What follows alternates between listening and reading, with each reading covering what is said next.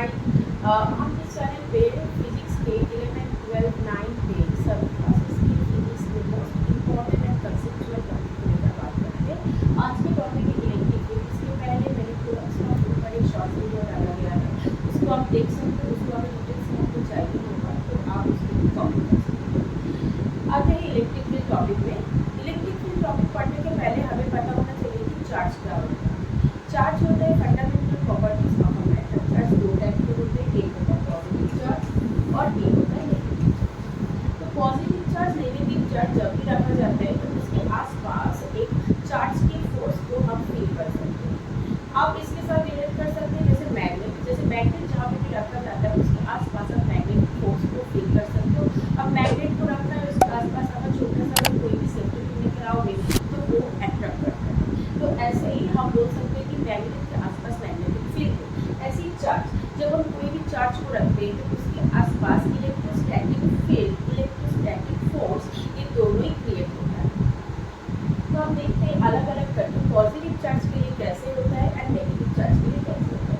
हमने एक isolated positive charge रखा है। What do mean by isolated? आपने कोरोना के टाइम कैसे वर्ड सुना था, आइसोलेशन मतलब अकेला रहना। तो यहाँ पे भी चार्ज जो है वो अकेला है, that is called isolated positive charge.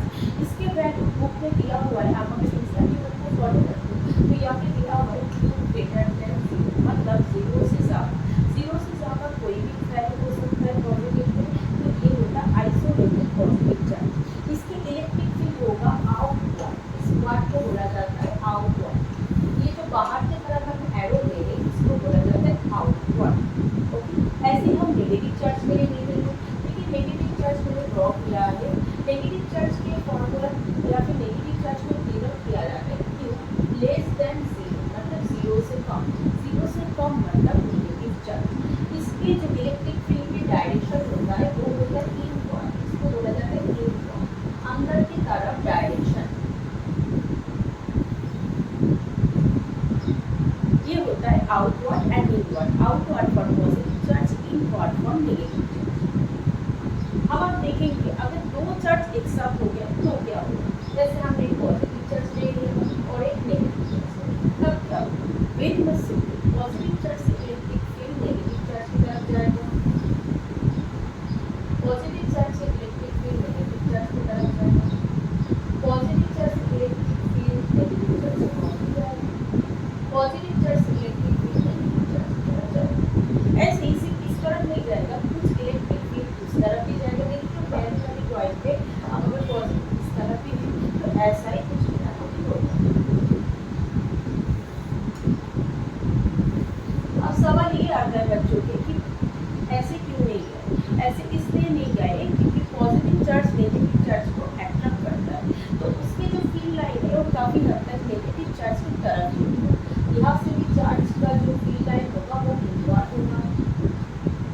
और ये ड्राइंग आपको मिल जाएगा एनसीईआरटी बुक। हम एनसीईआरटी बुक को फॉलो करते हैं जिससे कारण बच्चे बहुत ज़्यादा प्रॉफिटेबल रहते हैं, CBSE as well as NEET as well as C as well as Mains. इसके बाद हम पढ़ेंगे इलेक्ट्रिक फील्ड के फॉर्मूला कैसे क्रिएट करते हैं। इसके लिए मैं एक पॉजिटिव चार्ज ले लूँगी और एक छोटा सा चार्ज ले लूँगी, कोई भी इसको। देखिए ये जो पॉजिटिव चार्ज है इसका नाम हम रखते हैं सोर्स चार्ज।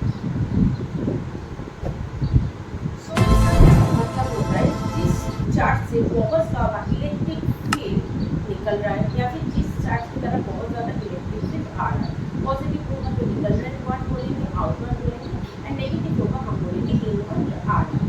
तो देखिए यहाँ से जो पॉजिटिव चार्ज लिया है ये सोर्स चार्ज, यहाँ पे जो छोटा चार्ज लिया है इसको बोलते हैं टेस्ट चार्ज।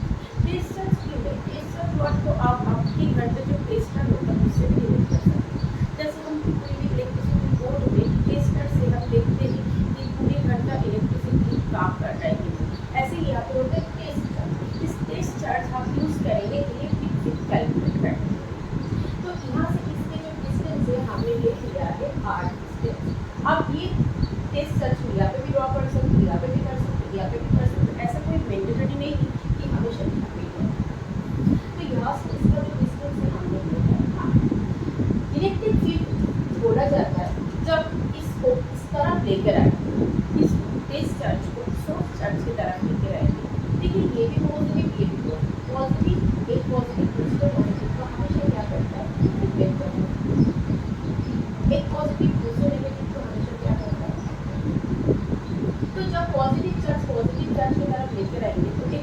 फील करेगा। ये जो फोर्स फील होगा, कौन सी force? Electrostatics force. What you mean by electrostatics force?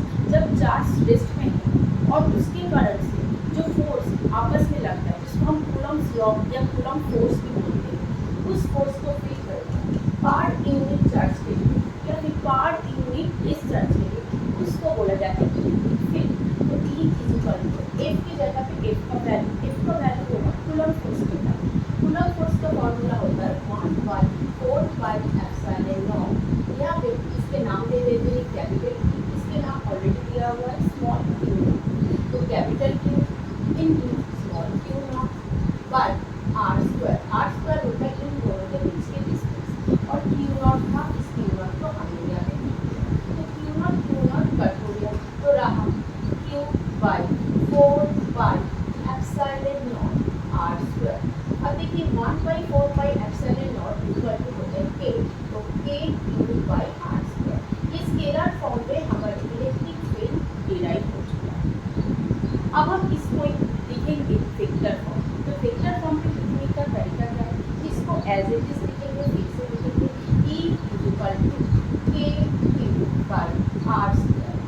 अब वेक्टर फॉर्म लिखने के लिए इसके ऊपर एक वेक्टर साइन लगाएंगे और यहाँ पे हम देंगे डायरेक्शन। तो हो गया हमारा vector forms of electric field. जो इलेक्ट्रिक फील्ड होता है वो वेक्टर क्वांटिटी होता है। इलेक्ट्रिक फील्ड का हम एसआई यूनिट में देख लेते हैं। अब हम देखेंगे एसआई यूनिट ऑफ